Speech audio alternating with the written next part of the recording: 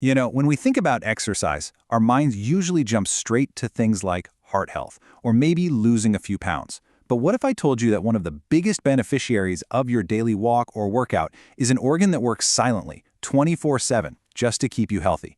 Yep, today we're talking about the powerful, direct link between getting active and the health of your kidneys. So let's do a quick refresher on just how critical your kidneys are. I mean, they're basically the body's unsung heroes. Imagine this super high-tech purification plant that's always on, tirelessly filtering out waste products, perfectly balancing your fluids, and even helping to manage your blood pressure. They are absolutely vital, which is why today we're going to learn how to protect them. And that really brings us to the big question, doesn't it? How can we actively protect these incredible organs? What can we do to keep them working at their best? Well, it turns out that one of the most powerful tools in our arsenal is actually a lot simpler than you might think. First up, let's look at how exercise basically acts as your body's front line of defense. It actively fights off the biggest threats to your kidney health. This isn't about reacting to problems, it's all about being proactive. Think of this as a classic matchup. In one corner, you've got high blood pressure, which is a leading cause of kidney damage. It's like this constant hammering stress on the tiny, delicate filters inside your kidneys. But in the other corner, you've got your champion, regular exercise. It strengthens your heart, improves your circulation, and directly lowers that pressure, giving your kidneys a much-needed break. And here's the next major threat on the list: excess weight. We know that obesity can seriously increase the risk of chronic kidney disease, a lot of times because it opens the door for other issues like diabetes. So what's the defense? It's simple, really: an active lifestyle. It is the most effective way to manage your weight and keep those other related risk factors in check. But you know, the benefits don't stop at just preventing damage. That's only half the picture. Exercise also just makes your day-to-day life better. So let's dive into how it can boost your energy, lift your mood, and build your strength.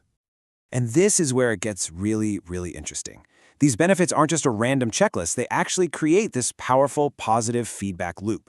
It all starts with more energy. That extra energy makes you feel more like moving, which then lifts your mood. Feeling good motivates you to build strength, and all that activity helps you sleep better. And what happens when you sleep better? You wake up with more energy, and that whole amazing cycle just starts all over again. Let's break each of those down. Okay, so let's start with that first amazing step: energy. It might seem like a paradox. You have to spend energy to get energy, but it is absolutely true. Fatigue is a huge issue for a lot of people with kidney concerns, but exercise fights it directly by improving your stamina and pumping more oxygen all through your body. More oxygen means more fuel for your cells, and more fuel means more energy for you. That boost in energy then leads us right into step 2, a better mood. When you're physically active, your brain releases endorphins, the body's natural feel-good hormones. It's like a built-in system to help reduce stress, anxiety, and just the general weight that can come with managing a health condition. And from that better mood, we move on to step 3, building strength. Look, maintaining your muscle mass and bone density is just critical, especially when you're managing kidney health. Things like light resistance training are fantastic for this. It really helps you preserve your physical independence and your overall resilience. Okay, so the benefits are crystal clear. But the million-dollar question is, how do you actually get started, especially when you need to be mindful of your health? Let's walk through the safest and most effective ways to get yourself moving. And here's the really good news. You do not need to go out and run a marathon. The best activities are often low impact and things you can actually enjoy. So think about adding things like walking, cycling, some gentle yoga, or light strength training into your week. Trust me, consistency is so much more important than intensity.